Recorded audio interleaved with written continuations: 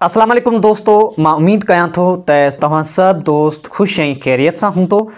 दोस्तों अॼु असां हिकु नई सीरीज़ जो आगाज़ करण जे लाइ वञी रहिया आहियूं, जंहिंमें असां क्लास 9th ऐं 10th जी इंग्लिश जा जेके बि लेसन्स आहिनि उन्हनि खे तव्हांखे सम्झाइण जी कोशिशि कंदासीं ऐं उन जी एक्सरसाइज़ पिणु हल कंदासीं। त दोस्तों अॼु जंहिं सब्जेक्ट सां मां तव्हां सां गॾु आहियां उहो आहे क्लास 10th।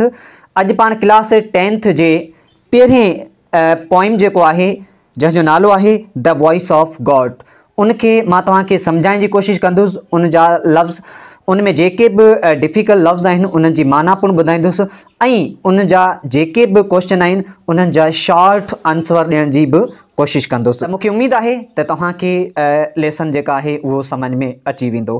त दोस्तों जेकॾहिं तव्हां लेसन खे सम्झणु चाहियो था त वीडियो खे लास्ट ताईं लाज़मी निहारजो। तो अॼु जे जेको पंहिंजो लेसन आहे इन जो नालो आहे द वॉइस ऑफ गॉड। दोस्तों तव्हां जेकॾहिं किताब आहे त तव्हां किताब खणी सघो था, जेकॾहिं किताब नाहे त बि इट्स ओके, छाकाणि त किताब जो पेज तव्हांजे साम्हूं आहे जंहिंमें आहे द वॉइस ऑफ गॉड, यानी ख़ुदा जो आवाज़। त हिन में दोस्तों पहिरीं जेका आहे शाइर जे बारे में, जेको इन पोइम जो लेखक आहे उन जे बारे में थोरो ज़िक्र कयल आहे। This poem is written by Lois I Newman. चए थो हीअ जेका पोइम जेको लिखियो वियो आहे लॉइस आई न्यूमैन, अंग्रेज़नि जा नाला आहिनि, अहिड़ो ई हूंदो आहे। जिन हिन किताब जो जेको शाइर आहे, हिन किताब जो जेको लेखक आहे उहो लॉइस आई न्यूमैन आहे, जंहिंजी ज़िंदगी 99 खां 1972 ताईं रहे थो। यानी पाण माना हिकिड़ो अंदाज़ो लॻायूं त हीअ 1893 में पैदा थिए थो ऐं 1972 धारे इन जी डेथ थी वञे थी। He was born in Providence, Rhodes Island, USA।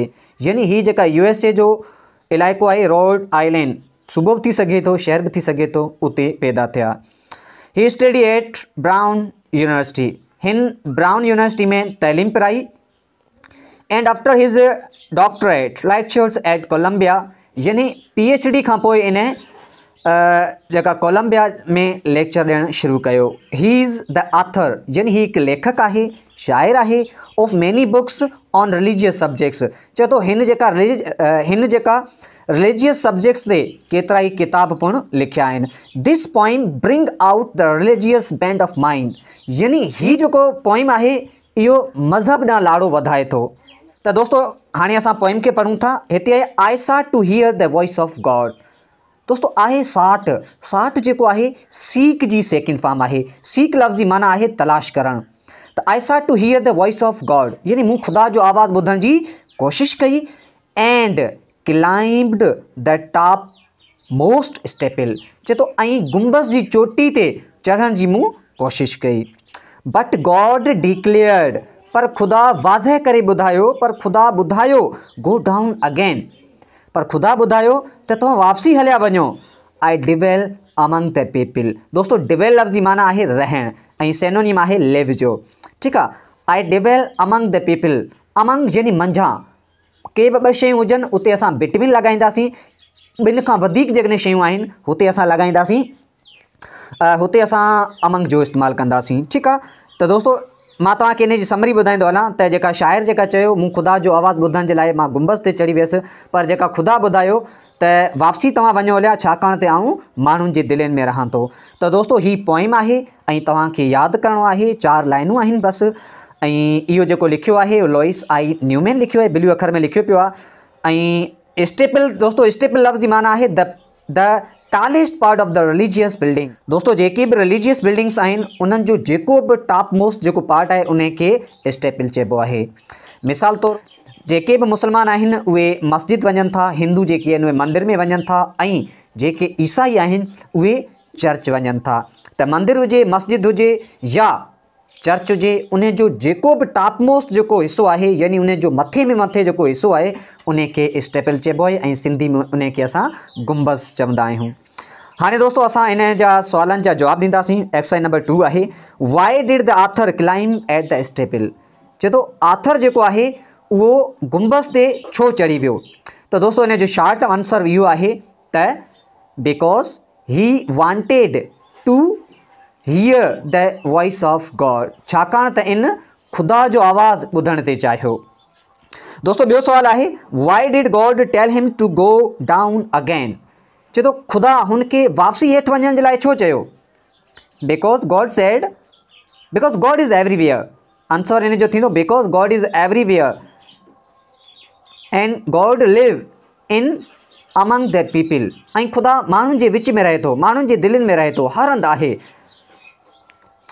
दोस्तों क्वेश्चन नंबर 2 आहे, से in your on words what U think is the message of this poem. चए तो पंहिंजे लफ़्ज़नि में चओ त हिन बैत में जेका असांखे मैसेज मिले थो उहो कहिड़ो मिले थो। त दोस्तों इन बैत मां असांखे मैसेज इहो मिले थो त जेकॾहिं असां ख़ुदा खे राज़ी करणु चाहियूं था त असांखे इंसाननि सां रवैया सुठा रखणा पवंदा, इंसाननि सां मोहबत करणी पवंदी ऐं अल्लाह ताला जी जेका बि ठहियलु शइ आहे उन सां मोहबत करणी पवंदी, उन सां प्यारु करिणो पवंदो। त दोस्तों मूंखे उमेद आहे त तव्हांखे द वॉइस ऑफ गॉड जेको ही पोइम आहे ही समझ में अची चुको हूंदो ऐं इन जा आंसर जेके आहिनि उहे बि मूं तव्हांखे शॉर्ट ॿुधाए छॾिया। लफ़्ज़ इन में सिर्फ़ु 2-3 हुआ डिफ़िकल्ट, उन्हनि जी माना बि मूं तव्हांखे ॿुधाए छॾी आहे। त दोस्तों हाणे अहिड़े क़िस्म सां तव्हां क्लास 9th ऐं क्लास 10th जा जेके बि इंग्लिश जा लेसन्स आहिनि उन्हनि खे रेगुलर सिखणु चाहियो था त उन जे लाइ तव्हां असांजे यूट्यूब चैनल खे सब्सक्राइब कयो ऐं उन सां गॾु जेका बेल आइकन पई आहे उनखे बि ऑन करे वठो त जीअं तव्हां वटि असांजा जेके बि क्लास 9th ऐं 10th जा अचण वारा जेके वीडियोज़ आहिनि उहे तव्हां वटि सभ खां पहिरीं पहुची सघनि। त असां कोशिशि कंदासीं तव्हांखे हर हफ़्ते में 2 लेक्चर लाज़मी पहुचायूं, छाकाणि त जेका असांजी सिंध टेक्स्ट बुक बोर्ड जी जेका सीरीज़ आहे उन जे हिसाब सां असां हलंदा।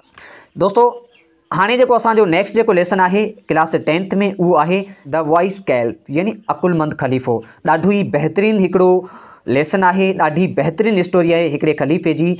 मूंखे उमेद आहे त जेकॾहिं तव्हां उन्हनि खे उन लेसन जेका उन स्टोरी खे दिलि सां ॿुधंदो त तव्हांखे उन मां ज़रूरु सबक़ु मिलंदो त वाक़ई यार जेके अकुलमंद माण्हू आहिनि या जेके ॾाहा माण्हू जेके आहिनि उहो ईअं हूंदा आहिनि। त दोस्तों हाणे वक़्तु आहे तव्हां खां इजाज़त वठण जो। जेॾां पेर तेॾां ख़ैर, सिंध सलामत, साथ सलामत।